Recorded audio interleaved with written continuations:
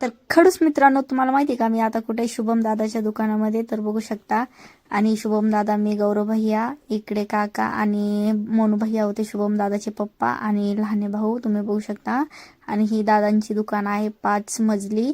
तर आपण दुसऱ्या मजल्यावर आलो आता सध्याला बघू शकता. आणि तर सगळं काय भेटन तुम्हाला, स्कूलचं जे लेकरांचं सामान, बाकी बॅग वगैरे सगळ्या, म्हणजे पर्स लेडीजचं ते सगळं काही इकडं, मेहंदी हळदीचं जे काही मेकअप असतं ना ते सगळं, म्हणजे तर स्टोर सगळं इकडं, म्हणजे असं काहीच नाही जे ह्या दुकानात भेटणार नाही. म्हणजे तर लहान लेकरापासून घेऊन तर म्हाताऱ्या माणसापर्यंत इथं सगळं काही सामान भेटन माहितीये का.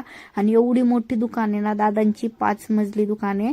आणि जे आता तुम्ही बघताय इथं जागा सुटलेली लिफ्ट बनवायसाठी. आणि आता आम्हाला दादा दुकान दाखवत होते बघा, तुम्ही बघू शकता.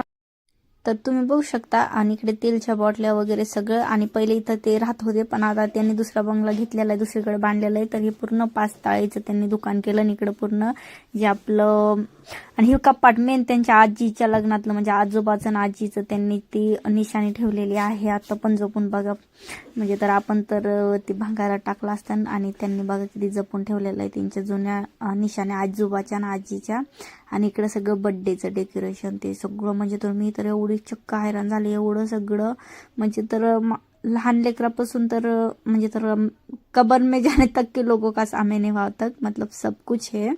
आणि आता आपण 3ऱ्या मजल्यावर जात आहे, तुम्ही बघू शकता. तर मी पहिल्या वेळेस दादाच्या घरी गेले होते आणि घर पण एवढं भारी ना दादाचं, जसं की दुकान तुम्ही बघू शकता. आता आपण 3ऱ्या मजल्यावर जात आहे. आणि जाता जाता गौरव भैया मागून मला म्हणतो, ब्लॉकमध्ये पडशील तू, ब्लॉक काढायच्या ह्याच्यामध्ये. तर म्हटलं नाही दादा नाही पडत. तर लाईट टाकली तिथे येऊन. आणि हे टेडी बघा सगळ्यात भारी टेडी. तर तुम्हाला कोणाला आवडतं टेडी कमेंटमध्ये नक्की सांगा. खडूसांनो आवडतं का नाही. दादाने लाईट चालू केली आणि आपण आता दुसरीकडे चाललो होतो बघायला. आणि दादा आपल्याला सगळं दाखवत होते. आणि आम्ही म्हणजे तर दिवसाची गर्दी खूप असते ना तिथं, तर आम्ही रात्री 12ला गेलो होतो. दादाने आम्हाला रात्री 12ला नेलं होतं दुकानावर, दुकान दाखवायला.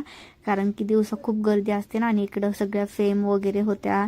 आणि मूर्त्या, शिवाजी महाराजांची मूर्ती, स्वामींची मूर्ती, विठ्ठल रुक्माईंची, एवढ्या सुंदर सुंदर मूर्त्या होत्या ना, खरंच खूपच भारी. आणि दादांची दुकान आहे करमाळा इथे. आणि तुम्ही बघा, मला तर म्हणजे तर एवढ्या भारी भारी मूर्त्या दिसत होत्या तिथं, लय भारी भारी. म्हटलं काय सुंदर सुंदर मूर्त्या, म्हणजे तर कसं बनवणार पण किती भारी बनवतात ना. म्हणजे तर आपल्या तर आपले को कभी आणायचे नाही का. तर दादाला बोलत होते मी, दादा किती सुंदर आहे सगळं. आणि एवढं सगळं असून दादामध्ये थोडा पण ॲटिट्यूड नाही बरं का, एवढं सगळं घरी असून.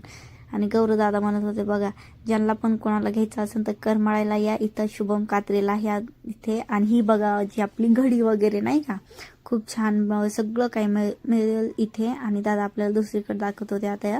म्हटलं किती आहे दादा, झालं का नाही. तर दादा म्हणले अजून तर खूप सारं राहिलंय, हे तर 3रा मजला, अजून 2 मजले राहिले. म्हटलं बाप रे बाप. म्हणजे तर म्हटलं एवढा मोठा ब्लॉक कसा टाकू, आता पळू पळू टाकावं लागेल मला. त्याच्यामुळं मी जे रिअल आवाज आहे तो कट केला आणि आता एडिट करून टाकते आवाज. म्हणलं दादा म्हणत होते JCB, आपल्या शेतात जर काही माती वगैरे उकरायची असेल तर JCB पण आहे. मी म्हटलं नाही बॅट बॉल. बापरे, हे दादा काय लावून आले. म्हटलं काय अटक बिटक देणार होते का काय.